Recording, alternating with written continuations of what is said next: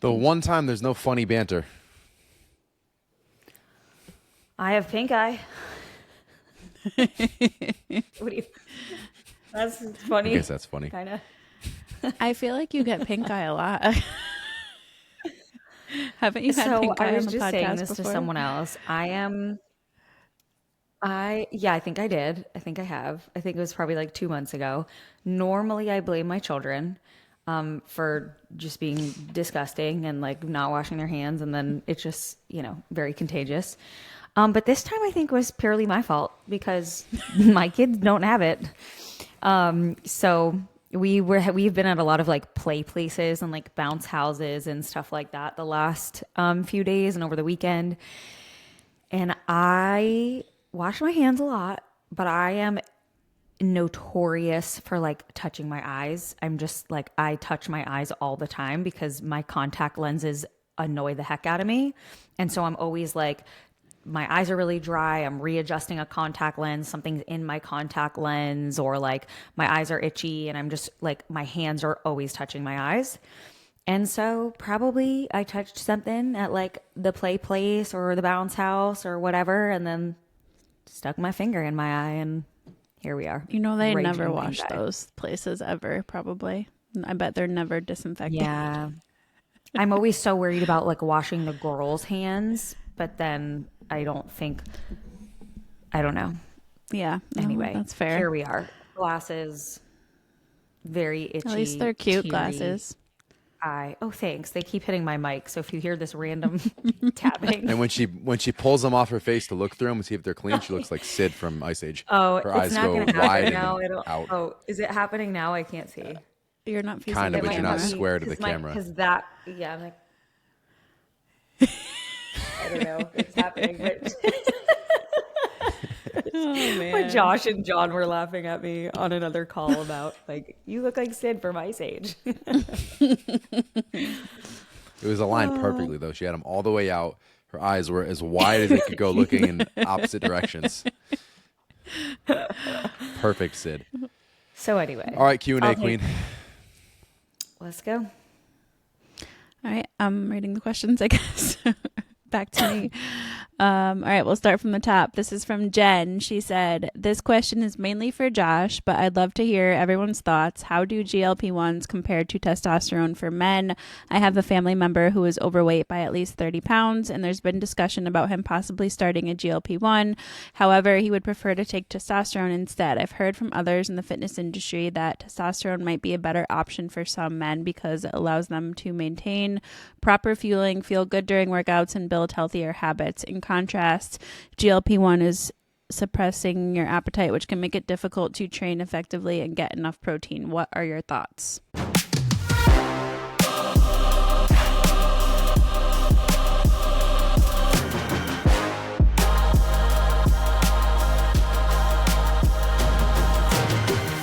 ready for it. We're talking about two very different drugs. Two very different things, but they're going to come through in the Venn diagram. If they're 30 pounds overweight, if they're not doing anything at this point in time, I say neither. Like, you don't start with the crutch. And I know the GLP-1s are a quick, let me do this, I'm going to lose this weight, this really helps. You know what really helps? Going into a deficit. Working out, if this is your situation, make it 5 days a week. Fit in what you can fit in. Control the controllables first. Like, these are solutions... I'll keep it. These are solutions where when you've exhausted all these other avenues, we can use these as tools. I would say, yeah, he's probably intervention. That's a better word. We could probably look at testosterone like in a place right now, and it's probably pretty low. Like if you got 30 pounds to lose, if somewhat sedentary, not training right now, your testosterone is going to come in low, but you can naturally improve it by improving your overall health. So these are things like they're interventions, but you're going to have to rely on them to such an extent going forward.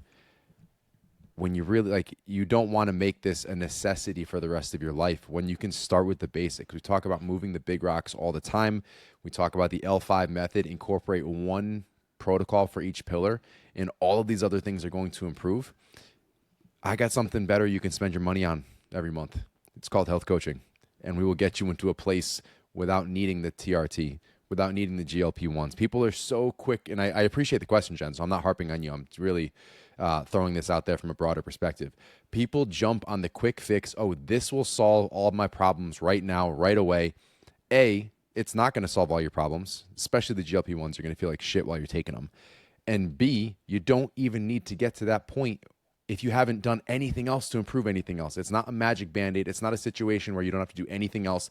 I'm going to stick this needle into my leg and we're going to be golden. We're going to be perfect after this going forward. That's not the situation. You're still going to have to move those other rocks. So start with those first.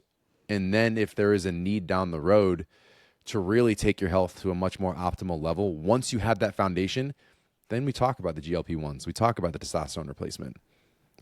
I got this question in my last Q&A box that I didn't actually get to answer, but I remember it just made me think of it. Is somebody asked, how do I not go the route of these new quick fixes and GLP-1s and all of these things that are coming out right now? And I think you just summed it up perfectly, Josh. Like that shouldn't be your first route. That shouldn't be your first option if you're not doing anything else. Like, it may seem like a quick fix, but even the physicians who are prescribing these things will tell you, not all of them, but the good ones will tell you that, you need to be taking this in conjunction with focusing on those bigger rocks, focusing on your nutrition. It's not an either or. It's like you have to do both. And these are really for people who are doing they have built that foundation first and they can't see progress and they need that extra thing. So it's not something that should be the first route taken or should be the quick fix. And I think a lot of people are kind of starting to view it as that, which is unfortunate. I think also just comparing like testosterone replacement to a GLP-1 agonist is like apples and oranges. You're just talking about two very, very different compounds. One is a hormone. And if, like Josh said, if someone's lifestyle behaviors and habits are not in a great place, their hormones are typically not going to be in a great place. So he very well may be a candidate for TRT. By the same token, improving those habits, obviously easier said than done, but improving habits, more movement, more fiber, better sleep, strength training, cardio, and so on, that will improve his hormone levels, just like it will also improve his body composition, his overall health, etc., without a GLP-1. So I think it's a really good question because it does open up a conversation around what could we be doing prior to seeking intervention. And for a lot of people, at least how I view it, GLP-1s can be a really, really great intervention. I also kind of view them as a last resort intervention. Like, yes, you have exhausted all options. You are really struggling. You are someone that has never been able to do things sustainably. You are constantly gaining weight back, or you have tried everything under the sun. And like, there are situations where people have a really, really, really hard time. What it sounds like, and I don't know for sure, because I know we don't have all the context in this question, Jen, but it sounds like to me, this family member probably isn't currently doing a lot. It sounds like that's how I read it too. Yeah, like I'm reading it as, if he does the testosterone, it'll allow him to like feel good during workouts, maintain proper fueling, and build healthier habits. And the truth is, like, we got to start with the building healthier habits. Like, the first course of action should not be TRT or GLP-1. The only kind of argument I could think of is like, if testosterone is really, really low, probably doesn't feel great, probably super fatigued, probably not sleeping well. So potentially TRT could be a good course of action to actually increase just how he's feeling and the motivation to train and recovery from training. That could potentially be helpful.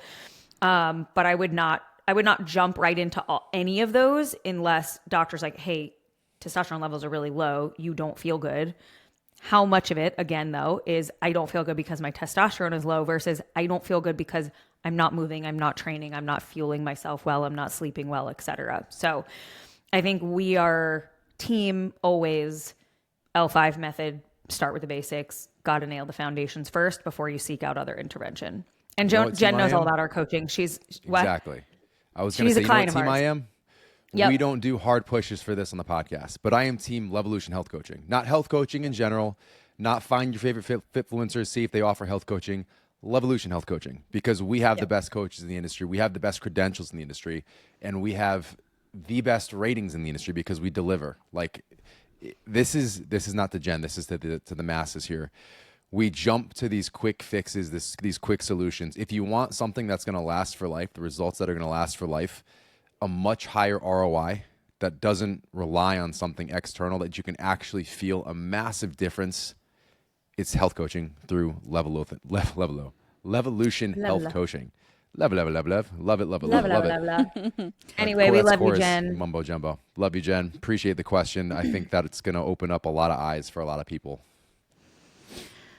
All right, next question. We have a few from Lexi here. She said, I got my personal training cert last year, but I feel like studying for the cert didn't really teach me how to be a personal trainer. What helped you guys when you first started out? I feel like I've learned a lot from being an athlete my whole life and working out, but as far as learning programming for specific people, do you have any resources that helped you learn early on? Have you ever thought about mentoring new trainers, or is that something you kind of do with your team?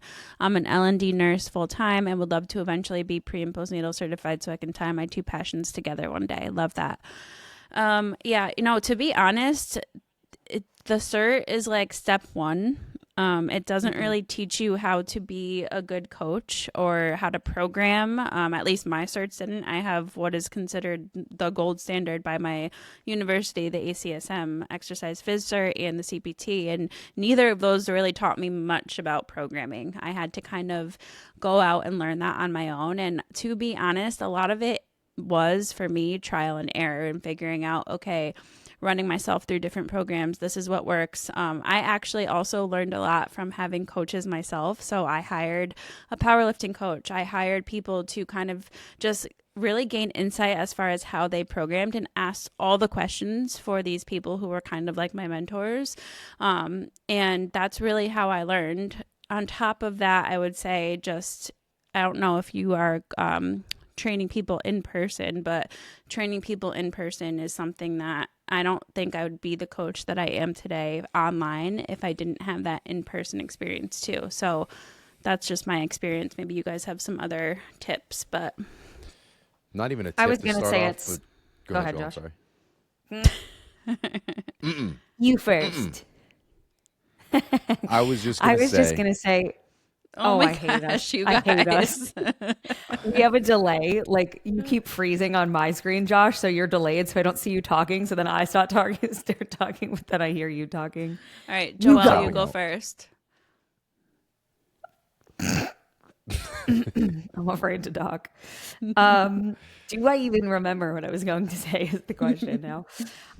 Yeah, I was going to echo something similar, Alessandra, about training people in person, and that yes, you could do more continuing ed. Like, if you're not feeling confident, like, I'll plug Annie Miller. She has a great course for teaching coaches how to program, because you are in a very similar boat where you're leaving a cert and you're like, okay, still don't really feel like I know how to program. But nothing is actually going to teach you experience until you're actually hands-on working with people. And I know all of us are, huge fans of people training people in person first. It teaches you a lot about training and coaching to be hands-on with people. So if you're not feeling super confident in programming, I think Annie's course could be really great. But at the end of the day, there will come a time where you could take all the certs and all the courses and all the continuing ed, and there's only one way to get experience, and it is being hands-on with people. What I was going to add was just, especially when it comes to CEUs, even some of these quote unquote top-notch gold standards, they're money makers for these companies. Like, you're not getting a whole lot of practical application from them. Like, I won't name them specifically, but the one I was enrolled in, every 2 years, got to renew those CEUs, and I, do the bigger courses because it would take up most of them. And at the end of it, I'm like, what did I take from this? Not a whole lot. It's just they know they've got you on this subscription model. You get this big cost, and all this to say, you can't rely on the certification itself. You can't rely on the continuing ed units themselves. Network, find a group of other coaches, get the hands-on experience in person is going to be the most beneficial experience you're going to have, and you can take that to whatever platform you want from there. developing relationships, seeing what works, being hands-on, being able to form correct and things like that live is going to make you a better coach across the board. So get the certs, maintain the certs, do what you need to do. Let that be the icing on the cake. You got to do the dirty work to actually get the results from that. And while we don't directly mentor new trainers or coaches anymore, that was something we did for a little bit. It's not something we're currently doing. Kind of what I said, like if you're curious about how we program as a team, like sign up for coaching under Tom and ask all the questions and kind of, see how he programs. That's honestly one of the best ways to learn. So it doesn't necessarily have to be like a mentorship. It can be just you getting experience and purchasing programs and having a coach from a program that you look up to. So, question number 2, she said, when you guys say you work out 4 days a week, what do your off days look like? Are you still setting aside a time block to get some type of recovery, mobility workout in, or is that when you do your cardio sessions, or are you just focused on getting steps in? Wondering what that looks like. Active rest, movement. We take 2 walks a day. Like that's whether we're training or not. Some of those, 1 to 2 additional cardio days, typically. I'll probably try to stack one with a workout and then 1 or 2 more on an off day. But other than that, it's just the healthy lifestyle, getting outside, playing with the kids, taking the walks, doing what feels good, going for a hike, whatever. It's just, those are our 4 resistance training days. Outside of that, it's the foundational pieces, the foundational components of our lives, the things we built in as daily routine. We're just naturally active because we've made that, a reinforcement. And because we have small children. Even if I don't go on a walk, my steps are over 10,000. I was going to say with toddlers, I easily get like this whole postpartum phase. Like somebody asked me, like, what are you aiming for step wise? I'm not aiming for anything, but just being a mom, like I get 10,000 steps per day from just following Cora and Kai around all day. It definitely depends on what your lifestyle looks like, what season of life you're in. She did ask one more question. That's kind of a personal question. So she said, just looking for advice, really. She knows we have talked about this all the time, but basically she said she's 6 months postpartum with her first baby, went from 5 to 6, sometimes 7 days per week at the gym to now more 4 days per week on average. I feel like I'm in a season of not really having specific goals, just trying to make sure I do some sort of workout to keep my sanity and keep moving. But now that things are starting to settle in and I'm navigating life with my new baby, I want to have purposeful workouts and gain more of my muscle back. In my head, I feel like 4 days isn't enough, even though I know that's not true. Or I feel like the only 20 to 30 minutes is not enough, but I know that's better than nothing. And most of the time, that's what I have time for. How do you go about changing that mentality? And then she just went on to say she's also a shift worker, inconsistent schedule. She gets in her head a lot about workouts being all over the place. So kind of just struggling with that, like all or nothing mentality that honestly a lot of our clients also struggle with too. So that mindset will shift when you see the results. Like I said, I was pushed into something similar about a year ago, and that's how Evolve Hybrid came to be. And that really reinforced, like, shit, I'm seeing better progress now. My energy levels are improved. Like, physically, I'm seeing the changes happen. So, yes, it is a mindset shift, and it's difficult in the moment. Like, oh, I'm doing less. I must be seeing less progress. But if you crush it in those 20 to 30 minutes, like your exact structure is what I'm doing. 20 to 30 minutes, 4 days a week. I'll sneak in cardio when I can get it. And things are happening, very well. It'll take a little time to see it, but buy into that and just kick ass during the time that you're in there. And as you see that progress, the mentality will shift naturally because you're like, wow, things really are still changing. And this is way better than what I was doing before. Action precedes motivation. And you just sometimes have to take action to be motivated and understand like, oh, this is going to work. Just like Josh said, like, and just to your point, Josh, like a lot of people think like you have to be on a very specific schedule with your training. Like Mondays are always like day, Tuesdays are always day 2 of your training program or whatever it is. I often have weeks look completely different, and it's really just a matter of getting all of my programmed sessions in for me by the end of the week. How that looks is completely different on a week-to-week basis, just based on the nature of our business and babies, and just life is all over the place. So don't be so tied to like, and I know that's also a hard mentality to break going from not having kids to now being a new parent, but just like having that flexibility and letting yourself have that flexibility is so key, because like you said, something is better than nothing. And most days, even if you only get 20 minutes in, that's still enough. Imperfect I action also will think- always trump perfection, because perfection is very rare. Just one other thing that I would add, because she specifically mentioned, like, I want to have purposeful workouts again. I think something that a lot of people sometimes struggle with is they're like, okay, I want to be working out, I want to be training, but if they don't feel like they have purpose, and by purpose, I don't even mean like a specific goal or like I want to lose 20 pounds or, a specific aesthetic goal. Like I know she mentioned wanting to put muscle back on, but I feel like it can be really easy to get lost in the noise of, am I doing enough? Are these workouts too short? Is this not effective? Am I going to lose muscle because I'm training less? If you don't have a plan. And so I don't know if Lexi is an app user. If she's not, this would be a great instance. Like if you weren't even ready to dive into one-on-one coaching, or you didn't feel like you needed that level of comprehensive approach, the app would be a great thing to follow to give purpose. Like when I'm following a program, my workouts have purpose again. And so that's the other thing I just wanted to add is like, whether it's with our app or not, having a plan to follow can help with purpose and feeling confident in the actual workouts, the timing, the sets, the reps, the exercise selection, et cetera, that you're actually doing. 'Cause sometimes if we don't have that, there's just a lot of noise if we don't. Mm-hmm. Preach. All right. Christine asked us, in your opinion, what should a daily caffeine intake look like? Or where would you like someone's max to be? I drink 2 cups of coffee daily, but feel like that followed by my pre-workout on days I work out in the morning might be a little bit much. I normally order Legion non-stim pre-workout, but accidentally ordered the stim one. So I have been using that the last couple of weeks. I haven't noticed any negative side effects, not jittery or anything, but just curious on your opinions about that much caffeine to start your mornings. Josh, I don't love to see more than, I don't love to see like 250 to 300 milligrams max. I want to see in someone in a day. Like definitely not over 300. And if we're creeping up toward it, I'm saying, hey, can we have a half calf for that afternoon coffee? What's a cup of coffee? After 150? about unless it's maybe one of Josh's crazy super coffees.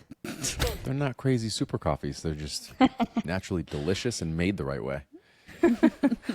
I'm a coffee snob now for those who are unaware. You're what? I'm a coffee snob now for those who are unaware. Yes, you are. I won't do the Keurig. Yeah. After about 300 milligrams is typically when we notice more symptoms, shakiness, shaky, sweaty, blah, blah, blah. The biggest piece for me, because I think she said morning coffee, right? Yeah, she said to start your mornings. Yeah, so like 2 cups of coffee and a stim pre-workout would likely be a lot of caffeine. You're probably in more like a 400 to 500 range. So do with that as you will. Could we have 1 cup of regular coffee and 1 cup of decaf? And now we could still keep in the stim pre until we finish that, and then can switch back to non-stim pre. But the other thing is just, I don't know how early or how late you're having either of those. Like if you're having 2 cups of coffee and then you're having a pre-workout and then you're going to work out and that's all at 6 o'clock in the morning, or if like the pre-workout is an afternoon thing. But one of the biggest issues is that you'll really start to see caffeine interfere with sleep. And obviously that's a main concern. Well, it's the entire sleep-wake rhythm. So having it too early, having it too late, not waking up naturally on your own before you utilize that caffeine, like those are all factors. And especially if you have that 2 o'clock crash, like you're probably missing that sweet spot as far as caffeine intake, caffeine consumption when you're cutting it off, how much you're having. I was just talking about this yesterday. So my body cannot tolerate it. For a while, it couldn't tolerate any caffeine when I was going through my stuff with Barrett's esophagus. Now I can get a cup down and I'm okay. I'll go through cycles where I need to scale off it completely. But for the most part, I can do 1 cup a day. What I was talking about yesterday as we are in grind season is I do some damn good work with 2 cups of coffee. My body hates me, and sometimes it does fuck with sleep, but I can cruise. You give me 2 cups of coffee and I got good ideas. I'm in a good mood, and we're like in that flow state, banging out some great work. I do need to scale that back. So as far as your specific situation, 2 cups of coffee, everything that Joelle said was on the point. It was hitting the nail on the head there as far as take into consideration what time that you're consuming that, when you're starting, when you're stopping. I would just say don't wake up with it. Give yourself, if you can, I know a lot of you are early birds and start the day with coffee, but give yourself an hour. Like if you do the element or any kind of the electrolytes, that'll help. I get a nice kick from that. I'll start my day with that. I'll also do the non-stim Legion with I'll do the sparkling element, and that'll be my workout. Like I'll do it fasted, no caffeine, and I feel good. So I would play with that a little bit, and then the coffee is more of like a nice thing you get to enjoy later on, mid morning. You're not noticing any negative effects now. Just sounds like you just ordered that stim Legion, so we haven't really seen an effect on circadian rhythm yet. I would just monitor sleep over the next month, and maybe you do have a naturally high caffeine tolerance, and it's not going to be a huge deal. Especially, I mean, I would say 100, 120 for most cups of coffee. It's not quite 150. And then I believe the stim Legion is about 150. So you might be coming in around 450-ish overall, which isn't terrible. Again, if your caffeine tolerance is higher. So pay attention to it. Everyone's a little bit different, obviously, as we preach on this podcast. But those are some things to keep in mind. Kind of use those as guidelines and then assess from an individual basis from there. Victoria asked us, do you guys get yearly, regular, comprehensive labs from a functional doctor, not your primary yearly visit doctor? We would like to. Now that I'm not pregnant anymore, I would like to start doing that again. Or I do. Initially, Josh does. I do with Jamie. Dr. Jamie Kiefer-Pong. She's No, I don't get that regularly. I did go yesterday to a real live conventional doctor to get labs yesterday. A real live conventional doctor.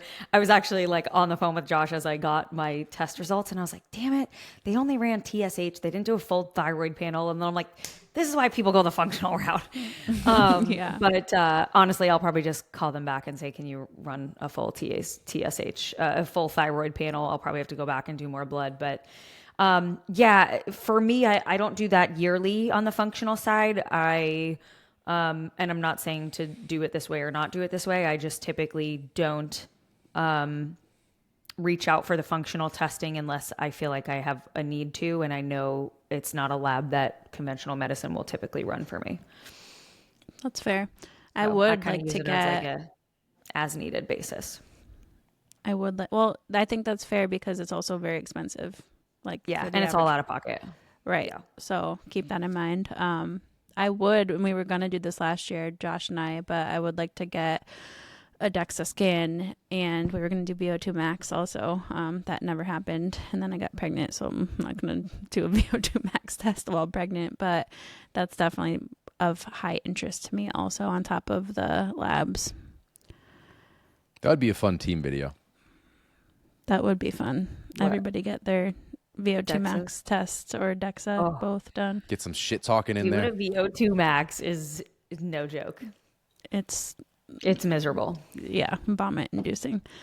Anywho, all right, Danielle said, I try to stick to treats in moderation for my 2.5-year-old. For example, she'll ask for a donut maybe once a month on a Saturday morning, and we have to drive to go get one and only get one. Lately, she's been asking for more things that have sugar more often. I'm wondering how you go about or would go about explaining too much sugar to a 2.5-year-old while continuing to not label foods as bad or put desserts on a pedestal. I'm a nutrition coach, and explaining that concept to adults is hard enough, and I can use reason with them. And so is changing their relationship with food, which is why I'll give her a cookie as food with her dinner occasionally. So she would have chicken, broccoli, rice, and a cookie on her dinner plate, and she could see foods as equal, see a balanced meal option, but I'm obviously not going to do that with a donut at dinner time. I have no problem with her having an occasional popsicle or some treat. I just want tools for when she wants it all the time or instead of a meal. I feel like this is a common thing you go through as a parent. She went on to say, I've been using Joelle's approach of explaining that protein makes her strong, fats and carbs give her energy, to play outside, and the good things foods can do. And she likes to tell me which foods do those things. There's also a follow-up. There's a couple, but I'll read the next, just half of the next one. Ellie also added, basically her smart child is now asking, is today a dessert day? We're finding it difficult in answering yes, no, and why. Like, how do we explain when treats are appropriate and why sometimes they are or they are not? These kids are little geniuses. Like, especially the community we have. I know you guys are applying all the things, and they're just very bright, intelligent, and proactive kids. So this is really cool to hear, because Kai does the same thing. And it's and Cora. And Cora now. Well, she does less ask and more demand. Cookie? Lala's cookies. Start yelling at us. But it's a great question. So in a general sense, like the macro view of how we do it is, yes, we enjoy these things on special occasions. They're not an everyday occurrence. If we want to go out and enjoy some ice cream, once a month or whatever it ends up being, like, we're going to do that, and it's not going to be a thing. We prioritize the whole food, nutrient-dense options 99% of the time. As far as answering that specific question that Ellie also brought back up, explaining the difference, why is it not that day? Why is it that day? We just, especially with Kai has my stomach, which is, it's been messed up, obviously, with the Barrett's journey and all that, but he's got a very sensitive stomach. So kind of explaining it like that, like, it's not that these things are good or bad, but certain things make us feel better, and certain things can, mess with our bellies a little bit. So, like, especially with Kai, again, I'll circle back to this, because he'll say, like, my stomach hurts. He'll actually put the cookie back down. Like, I don't feel great right now. I don't want this. I'm like, okay, that's fine. So I kind of just remind him of that. Like, how sometimes your belly hurts and we don't want the dessert, or we put it back down. Yeah, well, we kind of do this moderation thing so we don't get to that point. Because if we do have these things occasionally, then we're probably not going to feel like that, and we can actually enjoy the cookie. So kind of taking that approach with it, and not making it right or wrong, not making it yes or no, but like we just saw with your question, and we're seeing with our kids, like, they're very smart, they're intelligent, they can absorb this stuff. So I know that the first part of the question from Danielle was like, it's hard enough to explain this to adults. Like, give your kids the benefit of the doubt. Try to pitch it the same way and explain with the similar reasoning, and whether they get it right now or next year, you're going to have that same commonality with how you talk about it and approach it, and they'll absorb it. I feel like a lot of kids will probably understand it more than a lot of adults will. So just throwing that out there too. It's great to lay the foundation with them as kids at this young age. It might be harder to get that through to an adult who is already set in their own habits and ways. So I totally agree with you, Josh. But Joelle, feel free to add in anything else, because you have closer to that age right now. Yeah, it's definitely a tricky conversation, and I get it, and I sometimes feel the same way, because you're trying to instill these positive habits in your kids. You want your kids to eat a nutrient-dense diet. You're modeling that in your household. You also don't want to restrict them from these things. You want to allow them to have it, but, like, okay, well, now if they're asking for ice cream every day, what's my explanation as to why? Sometimes I just keep it really simple, and I don't overcomplicate it, and I just say, oh, that's not on the menu today. Here's what's on the menu today. And that's like fair. Sometimes I just leave it at that, and I don't even give it an explanation. Like, Mom, can we have, and I love that, who was the original person that asked the question? I lost Danielle. my tab. Danielle, thank you. I love that Danielle said she's doing the same thing where, like, she'll serve the cookie with dinner. That's something we do as well. Like, if we get ice cream or whatever, like, we have it with dinner. Like, it is literally on the dinner plate. And I can't tell you how often when we do that, like, let's say they have a cookie with their dinner, how often they don't even finish the cookie. Like you said with Kai, or they are literally like bite of veggies, bite of sweet potatoes, bite of cookie, back to the chicken. Like, and I remember, like, we were FaceTiming my parents a few weeks ago, and the girls had cookies on their plates or something. And my dad was like, cookies with dinner, like, cookies are for after dinner. And I was like, not in our house. Like, in our house, we do them with dinner. Because I just find the more, like, there's the challenging part is, in our house, we try to really, like, not make those things seem special. And that's the point of, like, putting the cookie with dinner. You're like, it's not that special. We don't need to make a big deal of it. And then by the same token, you're like, well, if it's not that special, then, like, why can't I have it every day? What's the big deal? So that's where you're in that weird, like, yeah, we're just not having that today. Yeah, it's just not not on there. the menu. And honestly, like that pretty much shuts it down. And Sloan will sometimes say like, "Will it be on the menu tomorrow?" And I'm like, "Maybe." And then usually she forgets about it the next day anyway. But so that's kind of our approach. It's like we serve it with a meal most of the time, to kind of get rid of this like pedestal item. But at the same time, we also explain, and I've explained this too before, because sometimes something will like someone will bring she's in preschool, and sometimes someone will bring like munchkins in or something like that. And apparently, look, anytime your kids are not just only in your view and now they're in school or something else, they're going to have other people have thoughts and opinions over food. And Sloan, like I've never taught Sloan about sugar itself. Like only now because she asks about it do I describe like sugar is just a kind of a carb. You know how carbs give us energy? It's just another kind of carb. It doesn't give us a lot of the other, vitamins that fruits and vegetables give us, but it's still a carb and it gives us energy. But she came home from school one day being like, "Mom, sugar is bad. So and so said sugar is bad." And I was like, "Oh, who fucking said that?" Was it the kid? Was it the same kid who also said that girls can't join the army? Yeah. Someone said I can't join the army. I'm like, "Well, he's wrong." "No, he said so." I'm like, "Well, he's still wrong. I said so." Yeah. So sometimes she'll come home and be like, or so and so said I have to finish what's in my lunchbox if I want to have sugar after. So I guess like sometimes they'll be like, "No, you guys have to eat your lunch first, then we can have the munchkins." And so like I can understand how for like Sloan, for instance, that's confusing because it's like, okay, there's one rule at home, there's one rule at school. It's a different rule when I go to meet Mom and Papa's house. So I do get that. I like to think that our kids will mostly pick up on the things that we do most of the time, just like adults and habits. We are a product of the things we do most of the time. Our health is a product of the things we do most of the time. And so I think as long as you have some sort of routine at home, I describe sweets as they're another type of carb, and sugar as another type of carb. And sometimes she'll say, she came home one day and said, "Yeah, Mom, but if we eat too much sugar, we'll get a tummy ache." And I was like, okay, that also, I don't mind that, but also any food can give you a tummy ache if you eat too much of it. So then we talked about that, and it was like, well, yeah, that's true. Sometimes if we have too much sugar, we could get a tummy ache. Sometimes if we have too much milk or, vegetables, we could get a tummy ache too. So you always have to listen to your body when you're eating and, see if you feel hungry or see if you feel full, and kind of bringing it back to hunger cues. And that's just kind of the approach that I'm taking right now. But we're just kind of partly winging it and partly just like what feels the most valuable in this moment.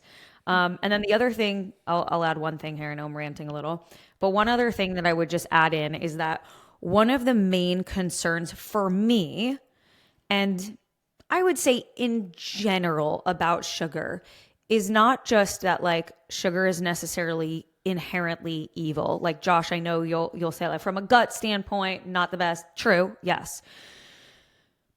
But the main concern I would say with sugar is A, easy to overeat and therefore easy to put ourselves in a surplus, and B, the crowding effect of having a lot of non-nutrient dense items crowding out the nutrient dense stuff that you would otherwise be having. So I think that's partly why we see a lot of people like, no, you have to finish your dinner in order to have your dessert, because like we want to see you eat the nutrients before you have the dessert. And I can understand that argument. But I also know that like when I send lunch with, Sloan to school, I know what's in her lunchbox. It's fruits, it's vegetables, it's protein. And so if she has a munchkin at school, I'm like, okay, like I know how you eat the vast majority of the time. I know that munchkin is not crowding out the broccoli you're going to have with dinner because you freaking love broccoli. So that's the other way that I think about it, is just, is this crowding out something else that my child would normally be having, or is it just kind of in addition to? Love it. All right, we're going to move on to Ashley's question. She said, mainly a question for Josh. Josh, you're popular today. Hey-o. As I know, his love of cold plunging. We haven't talked about cold plunging in a long time, so thanks for bringing it up, Ashley. Genuinely. When do you recommend cold plunging? Should it be done before or after a lifting session /run/cardio? Will it impact training at all, either positively or negatively if done before or after? I'm going to start but want to benefit from it entirely. Second part, what are your I can't talk today. What are your opinions on contrast recovery methods? So going from sauna to cold plunge, any significant benefits with that? Love the question. I know I get made fun of because I had a nice streak going for a while for finding a way to bring up cold plunging in every episode. It's probably been a few weeks. It's been a few weeks. So as far as timing, when to do it, I love doing it first thing in the morning. Like, it's a great way to spike cortisol early on. People think of cortisol as a bad thing. It's not a bad thing unless it's spiked all the time. So spiking it early does keep it balanced throughout the rest of the day. You've got a nice dopamine hit that lasts significantly longer than a lot of other things that make you feel nice. So mood enhancement for the entire day, productivity, a lot of things you can take with you if you're doing this first thing, and it's also not going to get in the way of other things. So while it is not an issue for anything really outside of strength training, if you're focused on hypertrophy, and if you're not focused on hypertrophy, then it's not even a problem there either. Then you can kind of put it wherever. But if you are focusing on improving body composition, you want to see some physical changes outside of strength, which you can still see. The cold plunging after the training will blunt that muscle growth pretty significantly. So that's why it's nice to get into a habit of doing that thing first, and then you have the whole day. Like, doing the cold plunge and then training, not an issue. It's not going to blunt anything. It's when the cold plunge happens after the training. Contrast therapy is wonderful. For those of you who have done it, you know how wonderful it is. For those of you who have not, it's like a natural floaty high. Like, it's the dopamine hit that you get from cold plunging, but like magnified, and you feel very nice. This was something I actually utilized to fight off COVID. Not necessarily, I guess fight it off. I recovered pretty quickly, which I never would have done if it wasn't for ChatGPT. I asked for the perfect protocol to recover as fast as possible so I could get to the hospital with my baby. Alessandra. Time out. You need to make that a post with all of this I asked ChatGPT trend going around. That should be your post.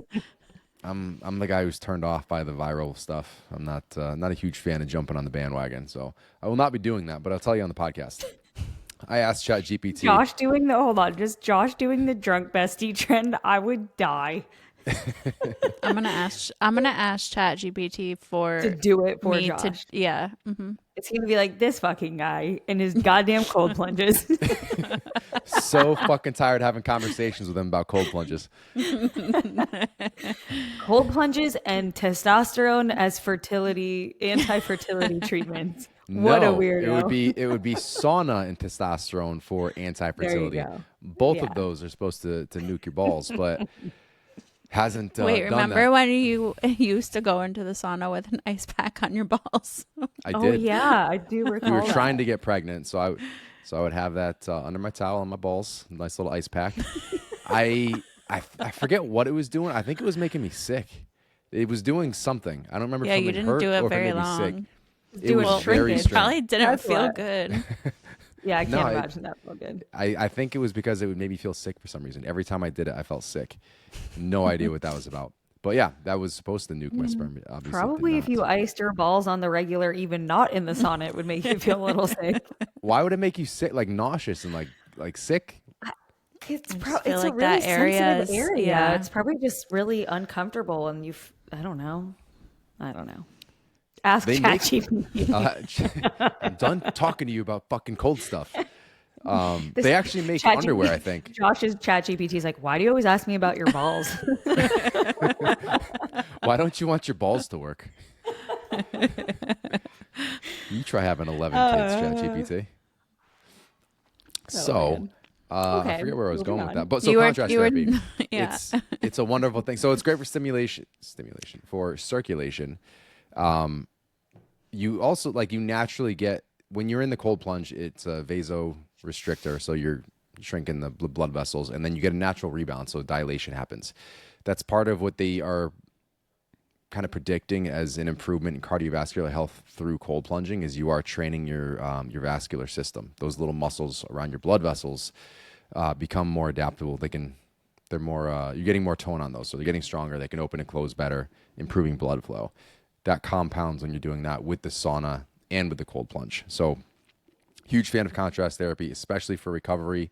You can also utilize this and leverage it if you're not, let's say you have a sauna at the gym, you're not going there frequently to do that. I probably wouldn't last an hour, but there's some data behind like a once or twice a week sauna session, being in there for upwards of 60 minutes, assuming you could tolerate that, and having like a 15,000% improvement in HGH levels. So there are some different things you can leverage. Don't just start with that if you've not done the sauna. Do not just start with that. That is Please not medical ease advice. your way in. That's just a general statistic. A bonus fun fact. It's a nice little bonus. So it's, obviously you're not going to see this massive like testosterone steroid effect on that. It's really for that specific day. You could leverage a really hard training session the day before, do something like contrast therapy, potentially work up to a protocol that long, go back and forth a little bit, the one longer session, see that big HGH spike, and actually improve recovery from that more intense session. So a lot of good things if you stack your protocol the right way. Biggest thing, just don't cold plunge after your strength training if you want to see some type of aesthetic improvement. Other than that, pretty much fair game. Jenna asked us, I'm due March 26th with baby number 2. That's coming right up here. Maybe they'll come on my birthday instead. My birthday is the 23rd. And I have been following the MOVE program throughout my pregnancy, as well as getting walks in, listening to your podcast. Thank you, Jenna. I'm planning on jumping in and doing the Postpartum Forever program once baby is here, and I feel ready to do that, but I'm hoping to get back into running postpartum along with strength training. How will I know when I'm ready to start adding a run back in? I know Alessandra has said she's planning on adding running back into her routine postpartum, so I'd love to know what types of signs you'll be looking for to know your body is ready to add that back in, or when to scale back. What's your plan for adding it back in? I'm planning on working with a pelvic floor PT so I can make sure my plan is specific to me, but I would just love some more thoughts and insight from someone who's in it. These Q&A podcasts have been so helpful. Thanks for all y'all do. Thanks for listening, Jenna. Appreciate you. I do have a whole YouTube video on like postpartum running 101, but to kind of just like sum up my take here, too many women, it goes generally for exercise postpartum, too many women go from doing literally nothing for 6 weeks, and then once they're cleared at 6 weeks, they hop back up to whatever they were doing before. So their little graph goes like straight line and then like a huge increase, and they try to get back to their pre-pregnancy fitness level or even what they were doing throughout pregnancy. That is not what we want to do. That is setting you up for disaster. Not disaster, but you're going to have more symptoms. You're probably not going to feel great. You're at higher risk of injury. So what we want to do postpartum, and really what Postpartum Forever, what my goal was with that, is to help you sort of progressively increase your fitness level and rebuild back up. So starting with the very basics of breath work, core work, mobility, as soon as one day postpartum if you want to, or whenever you're feeling ready, like you said. But what the program is doing is guiding you slowly and steadily back up so that your body can recover and that you optimally feel your best. Along with that, when it comes to running is a high impact activity, right? So strength training and building that strength base first is super important. That's definitely should be the priority before you just go out for a run. Something we have to be aware of when we do these high impact activities without readiness for it is you might have increased symptoms of pelvic floor issues. So you might be feeling totally fine at your 6 weeks appointment and be cleared. And then if you just hop back into running and run a mile or two right off the bat, you might notice some things regress a little bit. You might have some weird tweaks and twinges and pains that weren't there before. So that's just something to be aware of.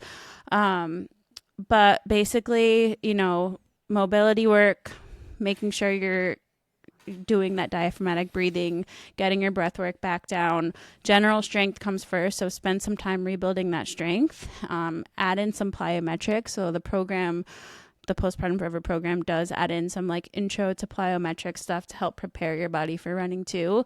But that's also included in both move and build, which you are aware of since you've been doing move.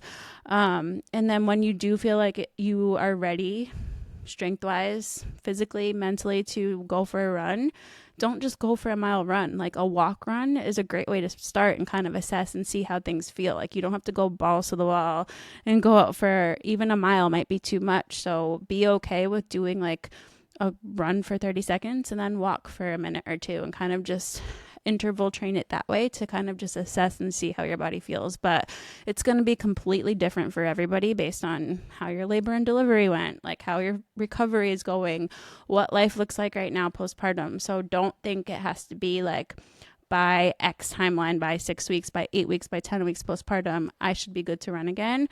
It's more about that readiness of your body. Postpartum priorities: number 1, sex. Number 2, strength training. God. Number 3, cardio. Most importantly, don't fuck up number 1. Don't fuck up number 1, please. Or we'll refer you back to this podcast when we announce our next child. Oh, God. Oh, man. All right. Anything to add, Joelle? I think I kind of... No, I'm good. I tried to touch on Covered it. everything. All right. So next question is from... She doesn't have her full name on here. GM is her first name on Facebook. She said, I would love to hear your thought process on how you decided to show your kids' faces/names online as a fellow coach and soon to be mom. Do you have any thought processes, Joelle? I think about this a lot, actually, because there are times where I'm like, maybe I shouldn't. Like, I do have those moments. And then I'm also like, is it too late now? Because their faces have already been on. I share their names all the time. Like, does it really make a difference now? I think right now, first of all, like, I'm not a family influencer. Like, my kids get sprinkled in here and there on stories, sprinkled in here and there in a post. I'm not like a family blogger that has my kids plastered everywhere. I am careful about what they are shown in. Like, my kids are never going to be on my Instagram like in a bathing suit, or their little 2-year-old bikinis, like that. There are stuff, you know, or them just in a diaper, like that stuff. I do feel really strongly about not having them online for, but because I am in charge of what's being posted and what's being shown, and they are not shown a whole lot, that's kind of just been my, like, they're a part of my life. I share my life. I don't share everything about them, but they're sprinkled in here and there. And that's just kind of where I'm at now. And if I decide to change that in the future, I have every right to change my mind in the future. And I think maybe as they get older, when they can, you know, say they do or don't want to be in something or something like that, they could always, you know, feel differently and express that. But, as of right now, I don't find the way that they're included right now problematic for me personally. I was going to say, there's a difference between having your kids do like paid ads and like be the star of your content and forcing them to do things. And I think this question has come up a few times recently in Q&As on my personal Instagram. And I think it's because of that documentary, the Ruby Frank documentary about the family blog. She was a YouTube vlogger. Oh, the one who was like abusing her kids, though? She's in jail now, but yeah, she was like abusing her kids. She would always like their content revolved around their kids and like making them basically perform for her YouTube channel, and she would make money off her YouTube channel, and it turned into this whole thing. Anyway, but I think like, there's tying up her kids and like starving. Yeah, they them were and, like, literally physically abused. Shit. Yeah, and she would even post videos of like her yelling at her kids in the video. So I'm like, anyway, it's a whole weird conversation. But, okay. But there's a difference between like your kids being here and part of your life and like sprinkling them in, and like they're just, I mean, I wouldn't be able to go on stories at all if I didn't want my kids in them to some extent, because I'm always here with them. But there's a difference, in my opinion, of making them like the star of your content versus just showing your life. And I think we both do a really good job about not making them the star of the content, the star of the show, but showing this is how we live our life. This is how we live our healthy lifestyle with our kids. And to your point, like Kai's in school now and you don't see him as much on my Instagram, and he's older and you don't see him as like when I'm with him, it's not as much of like, okay, we're going to film this. Like I'm spending time with him. So as they get older, I think it will naturally shift and evolve a little bit. But right now you see a lot of Cora and Wes because I'm with them all day long. So yeah, that's just my take. I think everybody should do what they're most comfortable with. And if you don't feel comfortable sharing your kids online, you don't have to.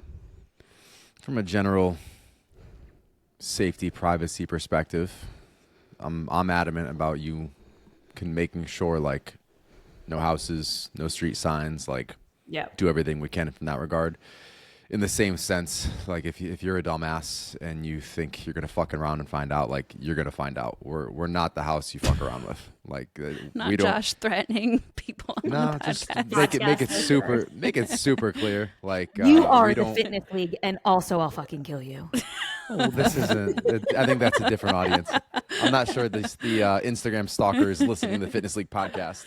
True, but, very true. We're not. Granted, we're very close friends with neighbors who happen to be in law enforcement, but we don't call the cops. They will just never find you. They will never find you if you start sniffing around doing silly things. So, we know we will call the cops. It will just be after the fact.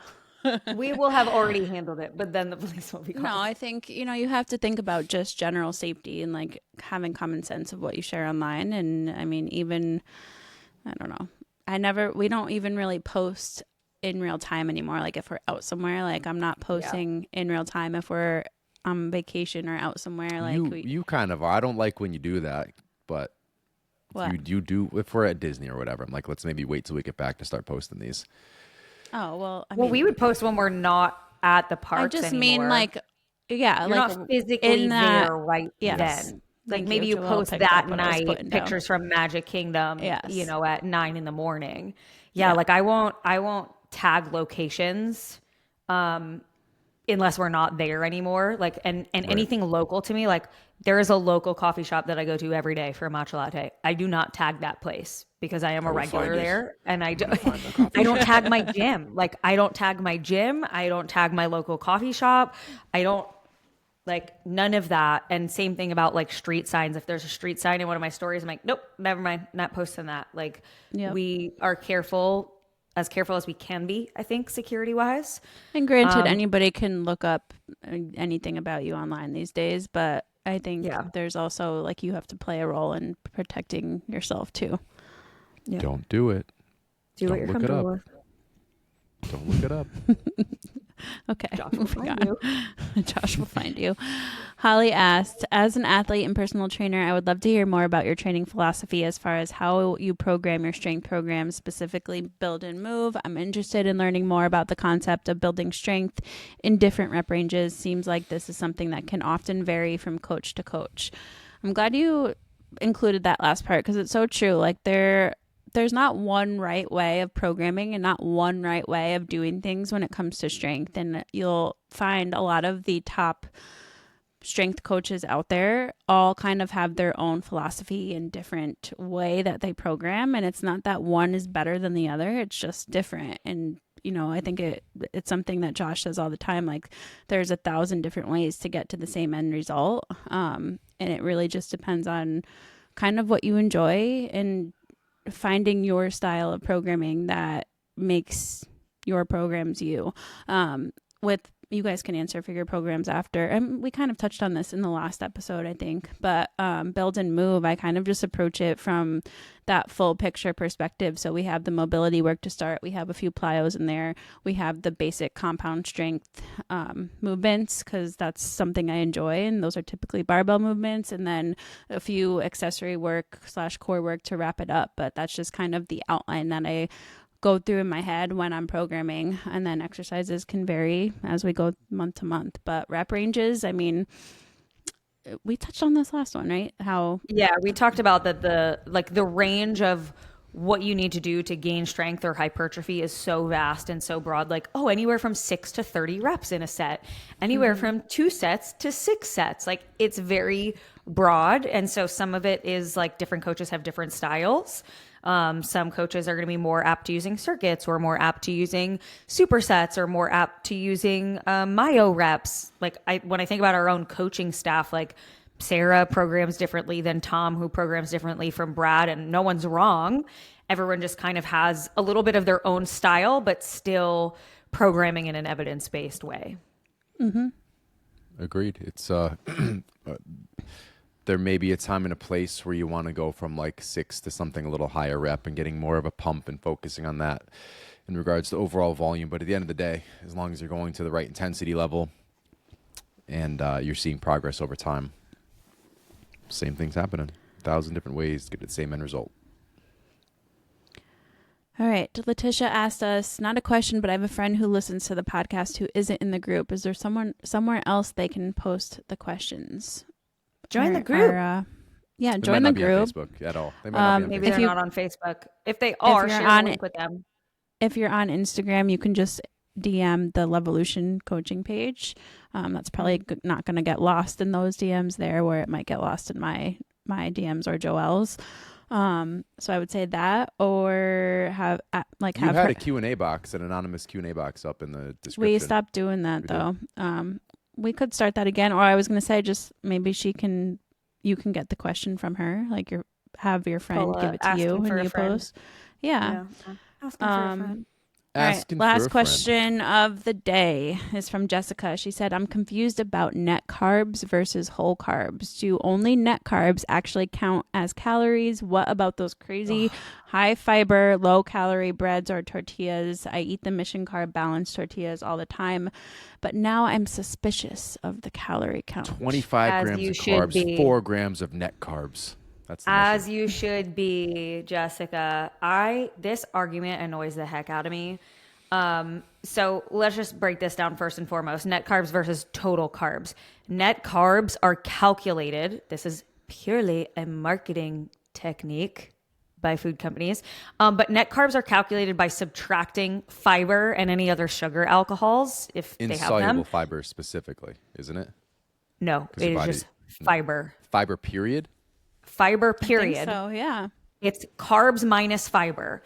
So if Quest Bar, for instance, is like always a top of mind example, it'll say, 24 grams of total carbs and then 20 grams of fiber. And you're like, oh my gosh. So Quest will use in their marketing only 4 grams of carbs. No. Nope. 24 grams of carbs. And what they end up doing then calorically is saying, okay, well, 4 grams of carbs, there's 4 calories per gram of carbs. So, there's only 16 calories in here worth of carb versus 20 calories or 20 grams of carb would be 80 calories worth of carb. And so it's very much a big marketing tactic. The idea behind it is that because fiber isn't fully digested, it's not going to be processed the same way. It's not going to be absorbed and digested from the body the same way. I cannot harp on this enough. The calories still count. Even if fiber is not fully digested, it does have some caloric value. And Josh, this is where kind of insoluble, soluble comes into play, where insoluble fiber just passes through and technically does not contribute calories, but soluble fiber. Yeah, but soluble fiber can be partially fermented in the gut and does contribute calories. So to just chalk up fiber to being the calories don't count from fiber, you should absolutely be counting those calories. If you weren't, by that logic, anytime you eat fruits, vegetables, beans, blah, blah, blah, you'd be subtracting all of the calories from those from your caloric intake for the day. Why I gain weight. So makes sense. It's a good question. High fiber, low carb products, she brought up the Mission Carb Balanced tortillas, I think. Those have actually been tested and found to contain more digestible carbs than what their label suggests. which means that their caloric count is very likely higher than what's advertised. And again, like part of this is marketing, part of it's labeling. Like the FDA does allow leeway in labeling so that Lying. if something, I think it's up to 20%, they're allowed up to 20% error. That's huge crazy. 20% more calories or 20% less calories. Like that's fairly significant. You think you're at maintenance, you're 20% over. Why are we all gaining weight? Yeah. To this point, to Josh's point, if you feel like you're not seeing the expected results that you want these days, and these are products that you're consistently consuming, it could be beneficial to trial and error and troubleshoot out those high carb products, high Nutrient fiber dense whole products. foods. Well, I was going to say, if this stresses you out and you feel like, well, now I don't know what to believe or what to trust, just focus on more whole foods. Like if you're eating a lot Trust of your gut. if you're eating a lot of these products right now and you're like, well, what if these are all wrong? Maybe just swap some of those out for some whole food sources. So instead of the tortilla, maybe you have a little rice bowl with beans, or, I mean, I know that's still technically processed, but everything is processed. But you know what I'm saying? Like, do your best to include more of those whole nutrient dense food sources so that this isn't like stressing you out more than it should be. Because this is a great example of when counting macros and calories can become like very cumbersome and obsessive and like, well, what am I even eating? Because if these food labels are wrong, then I should, try to account for what's wrong, and like, don't spend that much mental energy on it. It's just not worth it. So, take it with a grain of salt, and ultimately, if you can limit having a lot of those things throughout your day, I think that's probably the best solution here. All right. Yeah. That's it. That's all the questions. Where can they find you? I'm at Alessandra Skutnik. At Joelle Samantha. I'm at Josh Skutnik. Everything else you need is linked in the show notes.